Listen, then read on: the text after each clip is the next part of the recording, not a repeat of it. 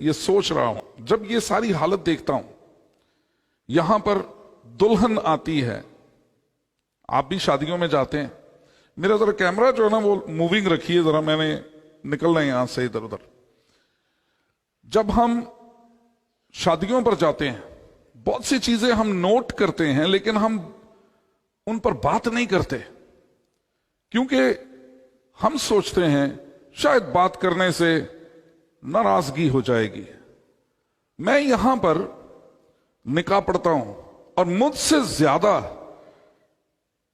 بیٹی اور بیٹے کے قریب کوئی نہیں ہوتا، یہاں وہ کھڑے ہوتے ہیں میرے بالکل قریب، ایک ہاتھ کے فاصلے پر، اور میں یہاں نکاح پڑھ رہا ہوتا ہوں، لیکن بعض اوقات میرا دل کرتا ہے کہ میں اپنی آنکھیں بند کر کے نکاح پڑھوں، اور اس کی وجہ یہ ہوتی ہے کہ میری بیٹیاں ایسے لباس میں ملبس ہوتی ہیں جس کو ایک باپ دیکھ نہیں سکتا۔ لیکن میں سچائی کے ساتھ آپ کو یہ پوچھنا چاہتا ہوں، کیا ہمارے گھروں کا ماحول ایسے ہی ننگا پنگا ہوتا ہے؟ کیا ہم گھر میں بھی اپنے باپ کے سامنے اسی طرح کے کپڑے پہنتے ہیں؟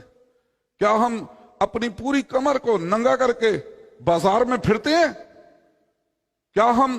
ڈیپ گلے پہن کر ہم بازار میں اپنے باپ کے ساتھ جاتے ہیں؟ لیکن اس وقت ہم اپنے باپ کی باہوں میں باہیں ڈال کر، سننا بیٹی تو اے سوچ لے اپنا کان تو ادھر کر، اور مجھے شرم آتی ہے کہ اس وقت کسی کو کوئی فکر نہیں ہوتی کہ اس کا کان ان نصیحتوں کی طرف بھی لگائیں۔ میں ان دنوں میں ایک فیصلہ کر رہا ہوں، اور وہ فیصلہ یہ ہے کہ میں ایک خوبصورت اور قیمتی چادر سفید رنگ کی لے کر رکھوں گا یہاں پہ، اور جب اس قسم کی دلہن میرے سامنے آئے گی،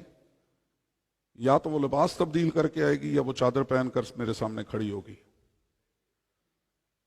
یہ میں کرنے جا رہا ہوں، اس لیے والدین سے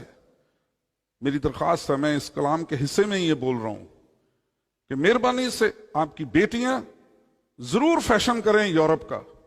سفید لباس پہنے خوبصورت لگتی ہیں، شہزادیاں ہیں وہ ہماری، لیکن ان شہزادیوں کو منظر عام نہ بنائیں، ان شہزادیوں کو دوسروں کی تفریح تباہ نہ بنائیں، مہربانی سے ان چیزوں کو۔ اور یہ ساری چیزیں، ادب، خدا کے گھر کا، خدا کے نام کا، اس کی تکریم، اس نام کا احترام اتنا زیادہ ہے کہ میں پچھلے دنوں میں یروشلم میں ایک بنی ہوئی ویڈیو دیکھ رہا تھا، وہ لوگ یروشلم شہر کے اندر کسی ٹورسٹ کو بھی جو ان کا پیسہ دیتے ہیں، ان کو جو ان کے شہروں میں، ان کے گاؤں میں، ان کے ملک میں جو ہے وہ ان کی ترقی کا سبب بن جاتے ہیں، ان کو بھی وہ اجازت نہیں دیتے کہ وہ بہت سے خدا کی جگہوں پر، ہیکل کی اس دیوار گریا کے پاس یا اور کہیں، وہ سلیو لیس لباس پہن کر یا سر ڈھانپے بغیر وہاں پر آ سکیں۔ یہ نہیں ہو سکتا، قطعاً نہیں ہوتا، اس لیے کہ وہ خدا کا شہر ہے، وہ خدا کا ممسوح شہر ہے۔ اس لیے جب خدا کے گھر جو ہیں وہ خدا کے مسح شدہ ہوتے ہیں تو اس گھر میں داخلے سے پہلے بہت سے اخلاقیات کو جو ہے وہ لے لیا کریں، تاکہ آپ خدا کا ادب کرنے والے ہوں۔ یہ میری بات کا ادب نہیں ہے، یہ خدا کے کلام کا ادب ہے۔ شنوا ہونے کے لیے جائے تو سنجیدگی سے قدم رکھ، یہ کلام مقدس کا فیصلہ ہے۔ یہ کلام سارے کا سارا خدا نے مشرق میں دیا ہے، مغرب میں کوئی اس کا صحیفہ خدا نے نہیں دیا، اور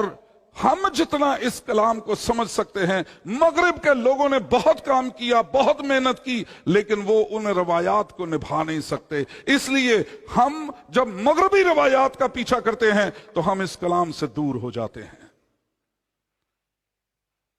اس لیے خدا کے کلام کے پیچھے چلنا ہے تو مت اپنی مشرقی روایات کو رد کریں۔ کہتے ہیں جی کرنتھس کی کلیسیا کے نام صرف خط لکھا گیا، اس میں کہا گیا دوپٹہ لیا کرو، ورنہ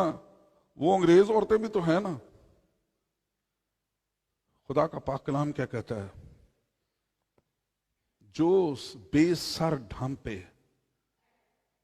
دعا کرتی ہے وہ سر منڈی کے برابر ہے. اور سر منڈی کسبی عورت ہوا کرتی تھی،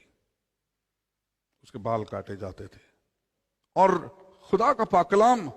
آخری آیت کہتا ہے نہ ہمارا یہ دستور ہے، نہ مسیح کی کلیسیا نہیں لکھا ہوا، مسیح کی کلیسیاؤں کا